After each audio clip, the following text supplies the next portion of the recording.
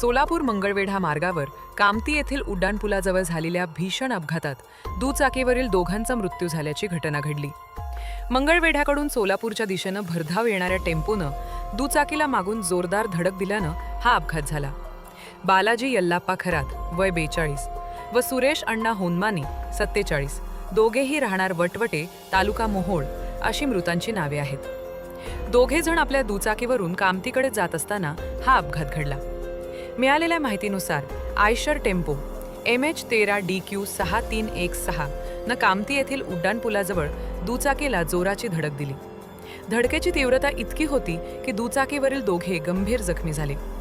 पोलिसांनी नागरिकांच्या मदतीनं जखमींना तातडीनं रुग्णवाहिकेतून सोलापूर येथील शासकीय रुग्णालयात उपचारासाठी हलवण्यात आले.